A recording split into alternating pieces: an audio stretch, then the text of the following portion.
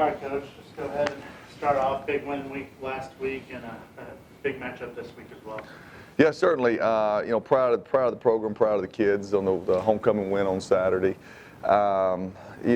Each game takes on a different life of itself, and to get a big win like that and the game not exactly go your way the whole game. I mean, offensively, you get stopped on the 1 yard line twice. And I'm not so sure I had such great confidence. The third time we took the points. And luckily we held on from that. So to overcome that and not turn the ball over and still get the win, that certainly shows me growth from an offense. Before I move on to defense, just keep talking about the offense. I thought John Backus played. Certainly not a perfect game, but his confidence. The confidence as a coaching staff that we have in him, the way he stepped up in the pocket and made some throws, and just really, really proud of his growth this season. Okay, so very, very pleased with that. To start a true freshman at center, which never done that before. Started a true freshman at center, his first game to start, and that was. We gave up 1 sack, like I said, no turnovers. So for Reed Davis to step in and do a good job, as well as the other freshman, the other tackle, Gavin Olson, and then Big Chris Jackson got his first start at the left guard position this year. So we had 2 changes up front this week from the week before. So very, very proud of that. Terry Williams making good plays on offense. Colton Dowell, very proud of him as a redshirt sophomore. The big plays that he's been making for us the last couple weeks. Colton's really developed a playmaker for us, and just fun to see those guys mature mentally and physically and be able to make plays. Then you go to defense. They had the long little bubble screen that got out on us, for a big play. But besides that, the bend but don't break, be able to get 3 sacks, be able to get the big interception, give the offense the short field. Just real proud of that defensive staff and those defensive kids and their resilience to be able to go back out there. You kind of had flashbacks to last year's game when we took the lead in the last 55 seconds, and then we didn't hold on to it, and we couldn't get the first down with our offense there, so we put them back on the field. But to be able to get the sack and to cover there, and then of course they jumped off sides and ran some clock off for us there. That certainly helped us. And then on special teams, didn't play great. In some of the units, missed the kick again. All right, but Terry Williams on the punt return. How that was huge for us, and Terry just such a resilient player. The kids have total belief in him that when he touches the ball, something's good's going to happen for the Skyhawks, and man, just really appreciate his. Early in the year we wasn't really getting Terry the ball as much as we needed to, and then now the last couple of weeks, we've done a better job with that. So proud of that. So good win, and move on to this week, and another team's homecoming opponent. All right, that's kind of been the theme this year. But another leg of the Sergeant York Trophy. So leg number two of that. Has a lot of meaning for our season as we chase our 7th win. Talk about we've talked all year about your team being resilient during the game. Mm-hmm. It's also their resiliency from week to week, overcoming some bad.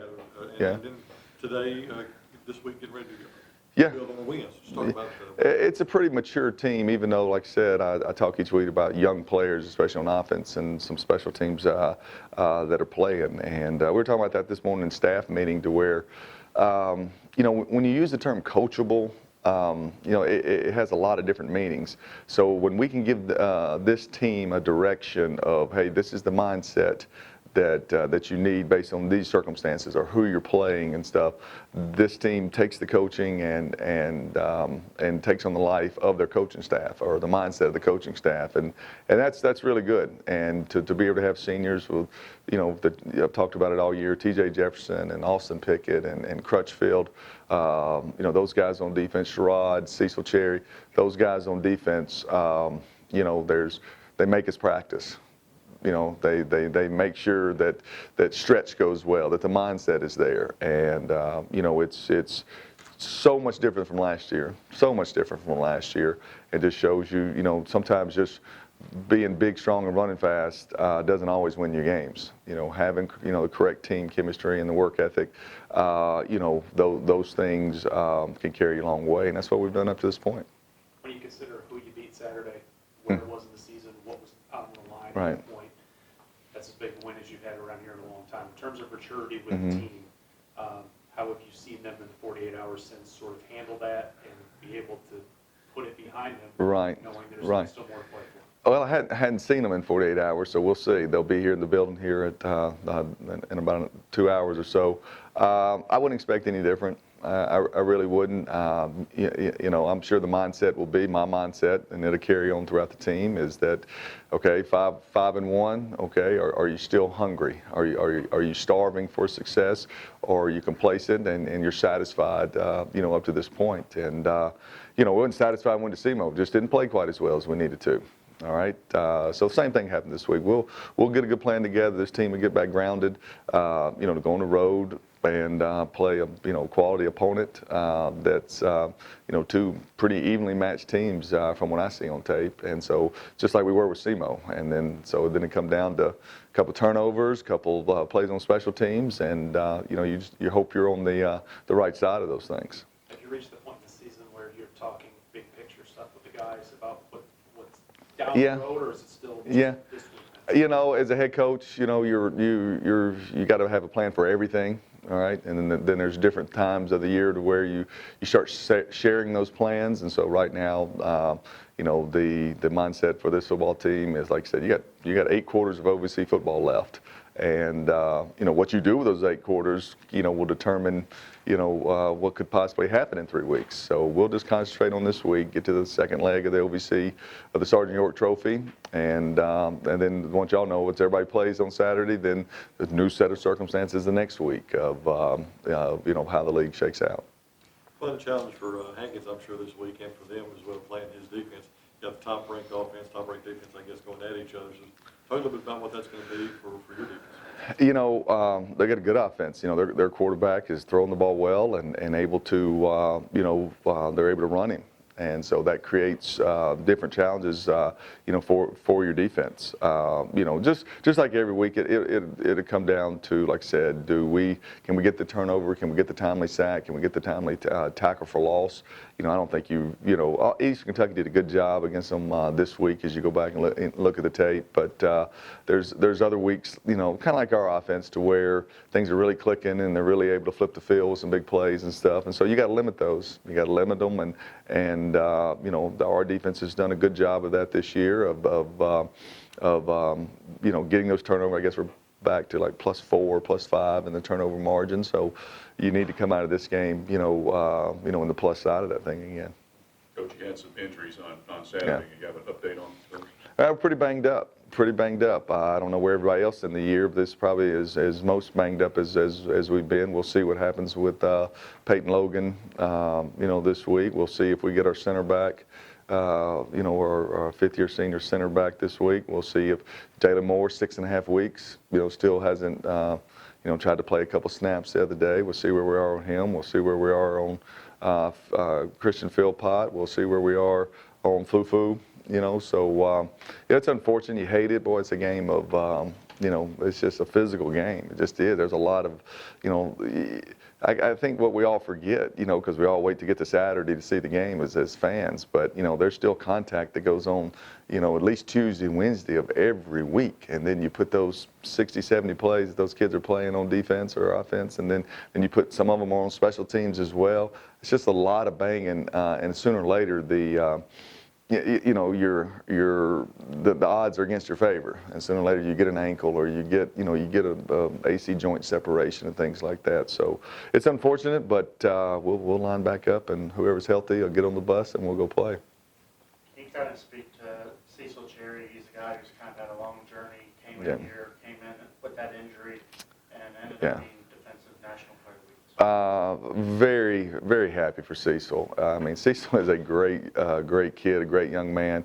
You go back and you look, and Cecil was a four-star guy coming out of high school. He signed with University of Texas, and just things ain't going his way. There's been some things that were out of his control, and just has not been able to put it all together. And so Coach Hankins and give him credit and Cecil for, because he wasn't at this point really coming out of camp. Even the first week of the season, you know, in a new defense, trying to get the reads right. Now, very proud of, appreciate T.J. Jefferson being able to move positions to get Cecil on the field. You know, because Cecil's a Mike and T.J.'s a Mike, but when Fufu got hurt, T.J. you know moves over to the will, so you know Cecil can be on the field, and he did such a great job. It couldn't happen to a better kid to be Player of the Week this week. It's just he deserves 5 years in his career to have this kind of success. Had some family in town this week, and so I was just real glad for him. And you know these two transfers that we got with Ordway and Cecil have really been a great addition. These graduate transfers just to our culture. I mean, they bought in and just they're good teammates, and it's been a real good fit for us. You've talked about how the team success would lead to individual awards. Yeah. You guys swept the OVC Player of the Week Yeah. for the first time in Yeah. history. How kind of neat is that to see your guys be rewarded? It really is. No, very proud of that. Matter of fact, I look forward to team meeting day because you're always able to, you know, we reward, you know, players of the week and stuff. And so kind of our philosophy is if you were, you know, OVC Player of the Week, congratulations, but there's somebody else in that room that deserves, you know, a hat because, you know, they did the dirty work for you. And, you know, so the kids kind of expect that, you know, congratulations. I don't think the OVC sends you anything, but your buddy's getting the hat for the week and stuff. And that's great. You're right. The team success leads those individual rewards and awards. And so I enjoy that part of the week as we, you know, get on to the rest of the prep for the week. But now we appreciate the OVC and you and getting these kids the recognition because, you know, we're pretty proud of that. Still see we didn't get in the top 25, you know, so that's, for whatever that's worth, that's a, you know, I don't know if that's a slap in the face to our league or to UT Martin, but I guess, you know, the rewards, we'll see where we are at the end of this thing. I guess that's the most important. That could be another motivation thing in practice. You know, I don't know what our kids would say, you know, if I went in there and said, congratulations, you know, you're in the top, you know, in the top 20. But, heck, I even get to vote on it, and we're still not even in the top 25. So I don't know what to say. But, you know, I don't know if those other 25 teams ahead of us want to schedule us. I'll say that, okay? I'm not saying that we win every game, but I don't think we're a team that, you know, that you're going to pick up an easy win against on a yearly basis. Coach, did you see this team at this position at this point in the year? You know, I believed in this team. You know, things had to go. You know, would your redshirt freshman quarterback play? How would he play? You know, would your freshman right tackle, once he got inserted, what kind of level would he play? You know, so we had a certain lot of questions, okay, but you knew that the chemistry and the work ethic was there. All right, now would you be able to, as we say, beat the game? Every week we go into the games, we got to beat the game first before we even think about our opponent. And these guys, for the most part, have been doing that. We hadn't been, you know, see, the game we didn't was the game we lost, okay, or the two games, the Southern Illinois game and the Southeast Missouri game. So as long as we stay on track with what we believe in, what we preach every day, you know, we believe we'll get it to the fourth quarter with a chance to win. What are a couple of the unseen things that has brought y'all this success this year? You know, we have Group Me, okay, which is, you know, we can't afford the TeamWorks, you know, the $5,000 version, so we have our own little cheaper version and works good for us. But, you know, if you saw the accountability that's even put on the Group Me this year compared to last year of, you know, hey, let's make sure we have a great practice today. Hey, you know, and so you know, let's make sure we go 1-0 this week and thing from kids that may have last year not been confident enough in themselves to put that message on, you know, to the rest of their teammates and stuff. Because once you do that right, you're on point. You can't come to practice and not be ready to go yourself, or you can't be late to weights or late to meetings. So, you know, that's just one of many of those things. And like I said, you know, T.J. Jefferson and Pick. They make sure that the temperament in meetings and in practice is what it needs to be to get ourselves ready to play. And, you know, if they, you know, I can whisper something in their ear and it gets done. And so that's just leadership with good players. Well, you know, we've heard this before, right? When your leaders are your best players, And then you have a chance to go into the last 2 games of the year like we're doing right now. So that would be our the number one thing. If you say what do you have to do to the next year, always make sure that your best players are your leaders. It gives you a chance. Coach, can you give us a comment before we close about becoming the winningest coach here at the university? You know, I'm proud of that. I really am. I'm proud of that. Maybe nobody knows, but you know, us and people here that care about Martin football. But when I started this job 14 years ago, you know, I remember the first win, and I certainly remember the '86 win. You know, now I still have anxiety probably over probably 5 or 6 other that we lost that I think that we should have had. You know, like SEMO and some other ones in the years past. But that's just kind of the every coach, you know, does that. But I am proud of that, and I appreciate all the nice texts and emails and stuff that I got from people that care about our program. It means a lot to me, and it took a lot of people to help my career and this program, you know, get to this point. And I won't you know, I'll do anything that I can, and the staff will too, to bring this community, our alumni, another OVC championship. You know, that would really be something I'd really be proud of to get this team into the playoffs. That would be, you know, that would just kind of be satisfaction, even more so than the '86 win.